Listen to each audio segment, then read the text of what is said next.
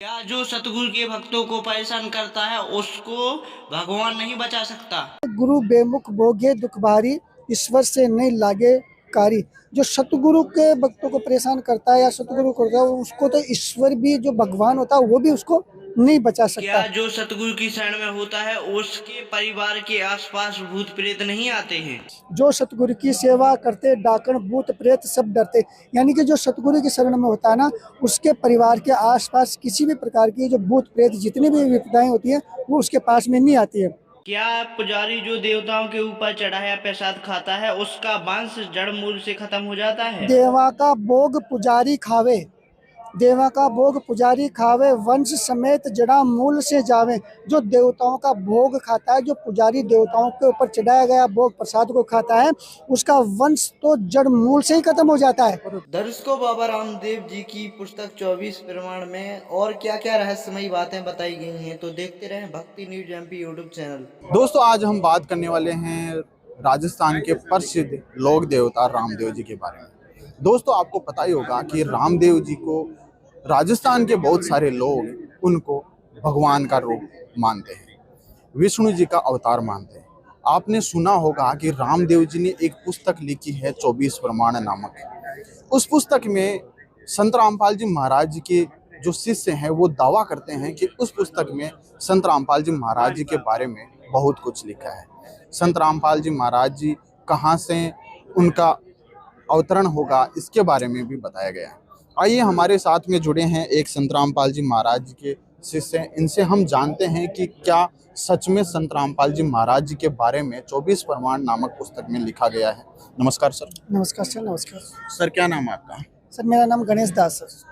Sir, हमने सुना है कि संत रामपाल जी महाराज जी के बारे में 24 प्रमाण नामक रामदेव जी की जो पुस्तक है उनके द्वारा कृत है, उसमें बहुत सारे संत रामपाल जी महाराज जी के बारे में बताया गया है। क्या ये सच में बताया गया? बिल्कुल सर, जो 24 प्रमाण रामदेव जी महाराज के द्वारा जो लिखित पुस्तक है उसमें इतने सारे प्रमाण बताए गए हैं जो संत रामपाल जी महाराज ने बताए हूबहू उसके अंदर वो सेम टू सेम मिल रहे हैं सर।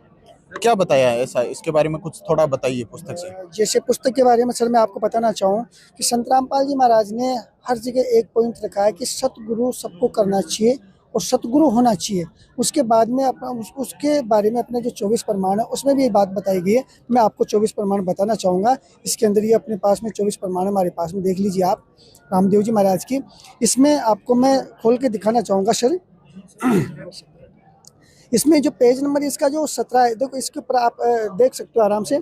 इसमें लिखा हुआ, हाईलाइट किया हुआ है यहाँ पे, इस पे लिखा हुआ है गुरु सेवा कोई बिरला जाने, मूर्ख नहीं ये बात पहचाने।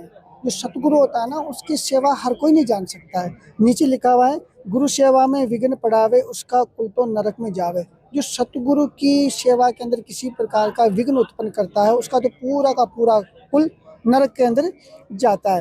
और फिर इसमें आगे लिखा हुआ है गुरु बेमुख भोगे दुख भारी, ईश्वर से नहीं लागे कारी। जो सतगुरु के भक्तों को परेशान करता है या सतगुरु करता है उसको तो ईश्वर भी, जो भगवान होता है वो भी उसको नहीं बचा सकता।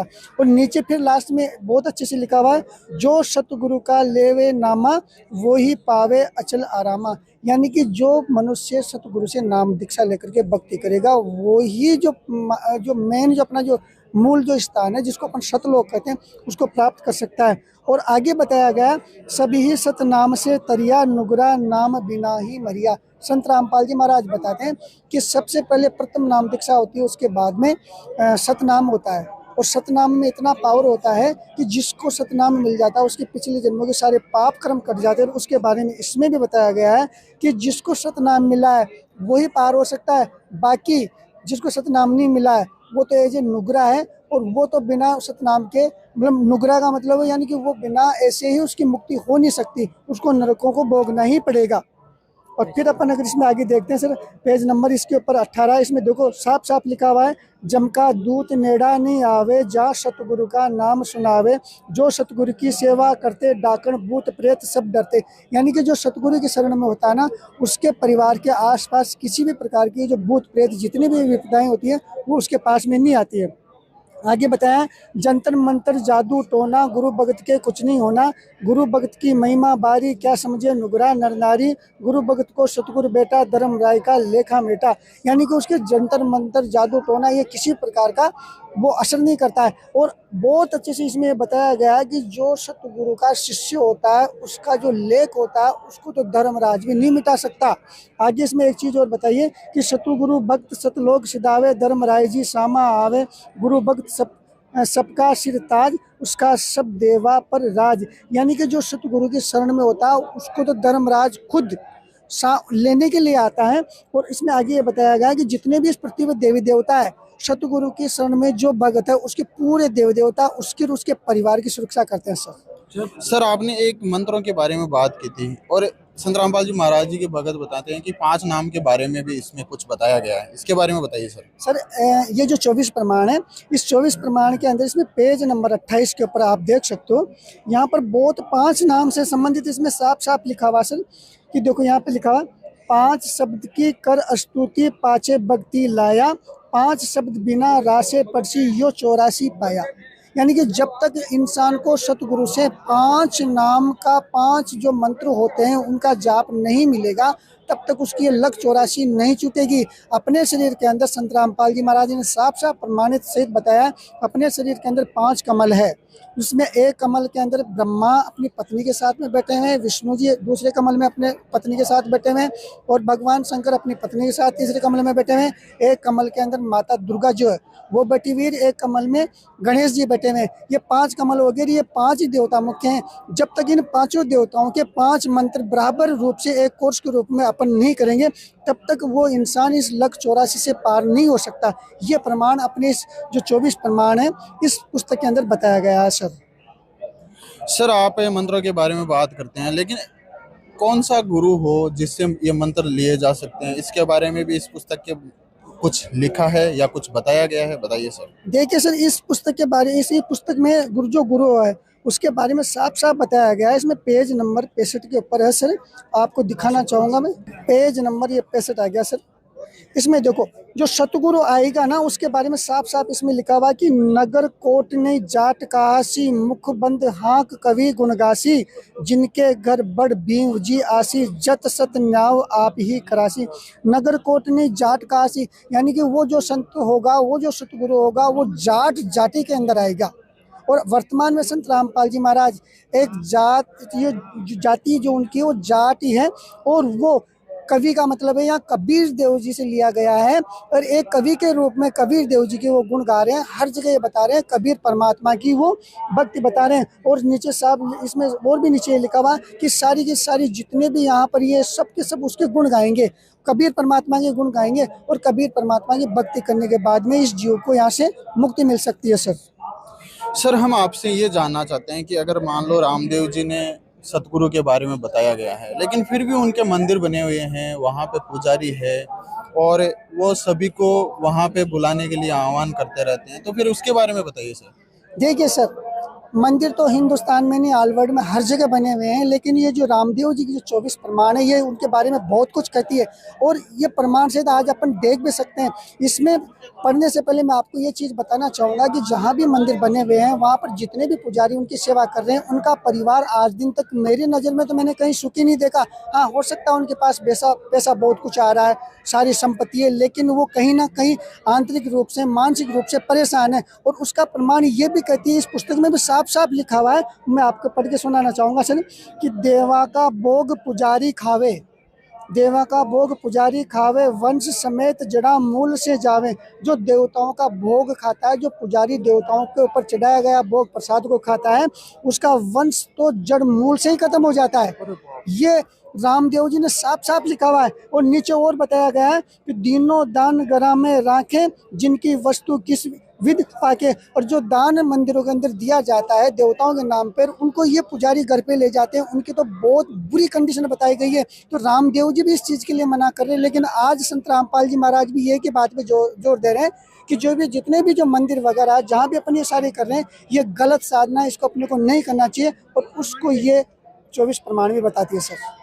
लेकिन सर जैसा कि आपने मंदिरों के बारे में बता दिया, पुजारी के बारे में बता दिया, लेकिन अभी व्रत भी करते हैं ब्राह्मण जो भी होते हैं, वो सभी पंडित, वो सभी व्रत करने के लिए प्रेरित करते हैं। तो उसके बारे में आप क्या कहना चाहते हो? इस पुस्तक में ऐसा कुछ लिखा है? देखिए सर, इसके अंदर सब कुछ दिया गया है। जो आज पूरी दुनिया, सारी जितनी भी बहनें इस धरती के ऊपर मौजूद है, चाहे वो बेटी के रूप में हो, चाहे वो पत्नी के रूप में हो, चाहे वो माँ के रूप में हो, सब व्रत कर रही है। और व्रत करने के पीछे एक ही उद्देश्य इनको बताया गया है, जो हमारे समाज का मार्गदर्शन करते थे, जिनको अपन आज एक ब्राह्मण समाज के नाम से जानते हैं।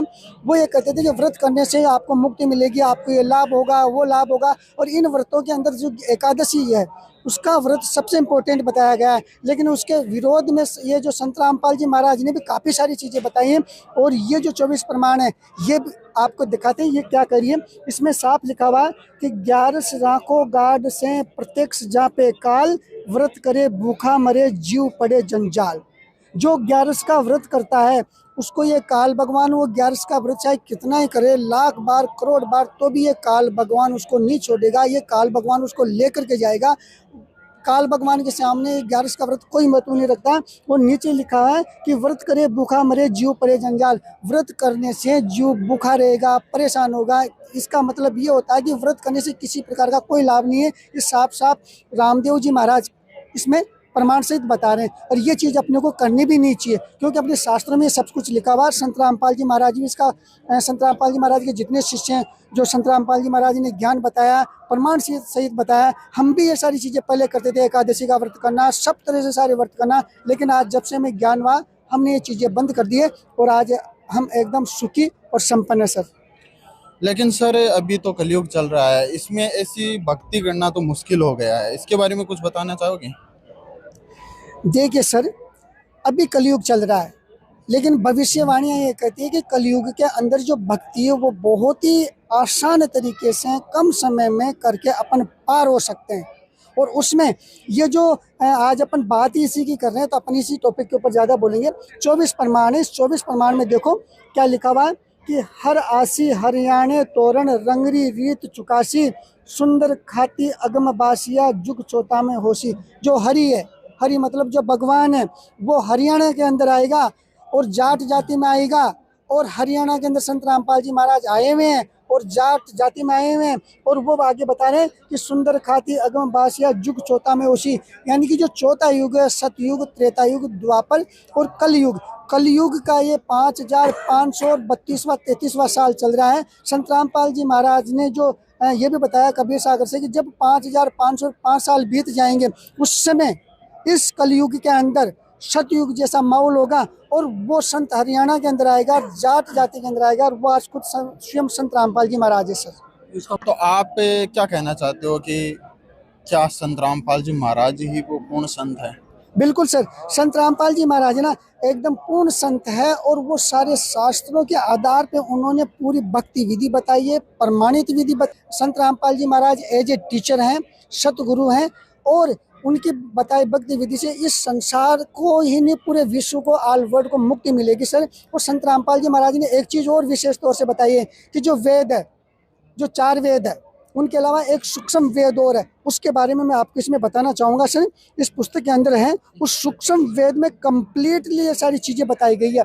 अब सूक्ष्म वेद के बारे में भ्रांति कई जगह फैली हुई है कि सूक्ष्म वेद है ही नहीं, लेकिन सूक्ष्म वेद है। उसका प्रमाण ये पुस्तक करती है। आप इसमें देख सकते हो, इसके पेज नंबर 143 के ऊपर लिखा हुआ है सर, ऋग्वेद यजुर्वेद 7 में, सामवेद अर्थवेद हाथ में, सूक्ष्म वेद आप रखाया, 4 वेद ब्रह्मा को छुपाया।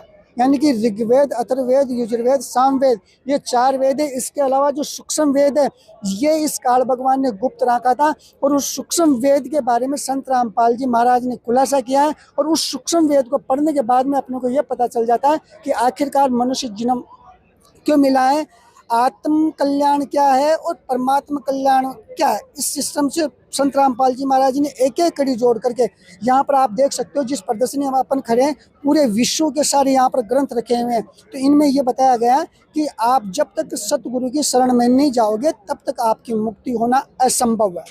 सर आपने सूक्ष्म वेद की बात की, तो वह सूक्ष्म वेद कौन सा है फिर? अच्छा, सूक्ष्म वेद का मतलब ये है कि सूक्ष्म वेद के अंदर ऐसी चीज़ें बताई गई है कि जो चारों वेदों से उसमें हट करके उस सूक्ष्म वेद में ये बताया गया कि अपन कहाँ से यहाँ आए हैं और क्यों आए हैं, अपन यहाँ कब तक रहेंगे और अपनी मुक्ति का मार्ग कौन सा है, आखिरकार यहाँ से मुक्ति पाने के लिए वो 5 नाम कौन से हैं, आखिरकार सतनाम कौन सा है, आखिरकार सार नाम कौन सा है।